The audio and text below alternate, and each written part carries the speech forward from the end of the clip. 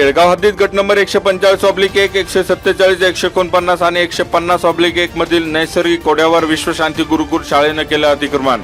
शाळेच्या अतिक्रमणावर आणि अनधिकृत बांधकामावर तातडीने कारवाई करण्याचे तहसीलदार प्रशांत बेडसे यांचे आदेश। पुणे महानगर प्रदेश क्षेत्र विकास प्राधिकरणाच्या अनधिकृत बांधकाम विभागाचे उपजिल्हाधिकारी यांना ओढ्यावरचा प्रवाह पूर्ववत करण्यासाठी तात्काळ योग्य ती कायदेशीर कारवाई करण्याचे तहसीलदारांनी काढलेल्या आदेशात नमूद। शाळेच्या इमारतीचे बांधकाम, क्रीडांगण आणि मोकळे पटांगण विकसित करताना शेकडो ब्रासमुरुम मातीचा भराव टाकून लगतचा पाझर तलावाचा वाहणारा नैसर्गिक प्रवाह जमिनीत पाईप टाकून बेकायदेशीररित्या करण्यात आला बंदिस्त। सामाजिक कार्यकर्ते बाळासाहेब चौधरी यांच्या 6 वर्षांच्या लढ्याला आलं यश।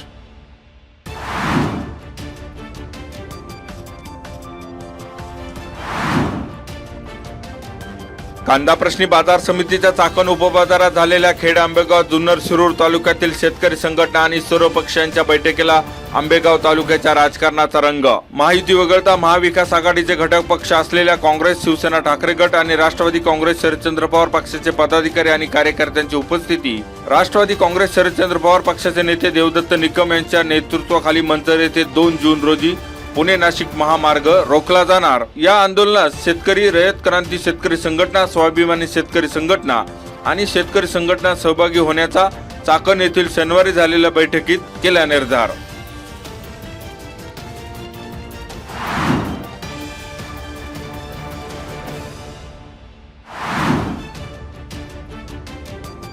शेतकऱ्यांच्या कांदा प्रश्नाच्या चाकण येथील बैठकीला राजकीय पुढाऱ्यांच्या घुसखोरीचा स्वाभिमानी शेतकरी संघटनेचा आरोप।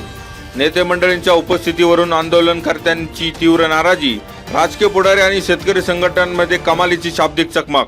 शिवसेना ठाकरे गटाचे संपर्क प्रमुख सचिन आहेर, आमदार बाबाजी काळे, बाजार समितीचे सभापती विजयसिंह शिंदे, पंचायत समितीच्या सभापती विद्या मोहिते, संचालक हनुमंत गड, सयाजी मोहिते, शरद पवार गटाचे नेते देवदत्त निकम, प्रदेश उपाध्यक्ष राजमाला बुटे पाटील आदींची बैठकीला उपस्थिती। कांद्याला रास्त भाव मिळावा यासाठी चाकण मार्केट यार्डमध्ये शेतकरी संघटनांनी आयोजित केलेले आंदोलन राजकीय पुढाऱ्यांकडून हायजॅक करण्याचा प्रयत्न।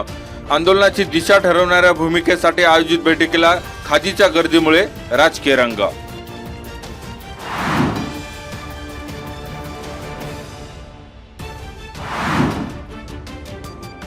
खराबवाडी परिसरात परप्रांतीयांकडून भाईगिरीचा तमाशा। दारू पिताना टेबल खुर्ची बाजूला घेण्याच्या कारणावरून झालेल्या वादातून काचेच्या बाटल्या अंगावर फेकून जीवे मारण्याचा केला प्रयत्न।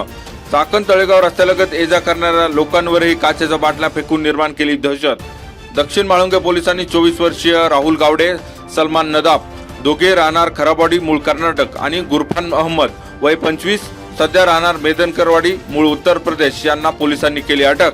या प्रकरणी खराबवाडी येथील शिवशंकर सोसायटीतील रिपिन बर्मन वय 22 यांची फिर्याद।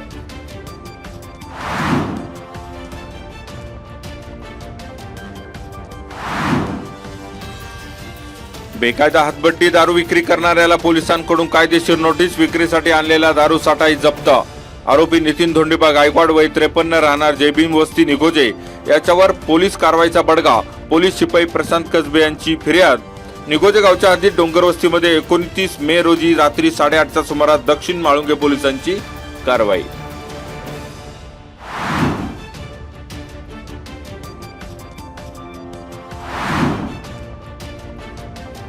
पांढऱ्या रंगाच्या 3 प्लास्टिक ड्रम मध्ये 800 लिटर गावठी दारू तयार करण्यासाठी भिजत घातलं रसायन। पोलीस कारवाईनंतर ड्रम नष्ट।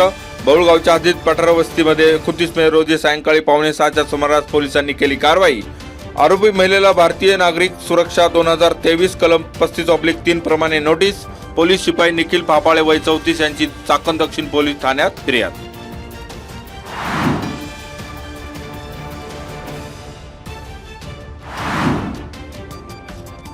चाकण तळेगाव चौकात वाहतूक पोलिसांकडून काळ्या काचा असलेल्या वाहनांवर कारवाईचा धडाका। काळ्या काचांवर विशेष लक्ष। वाहतूक नियमभंग करणाऱ्यांवर चाकण पोलिसांचा वॉच। काळ्या काचा काढण्याचेही दिले आदेश।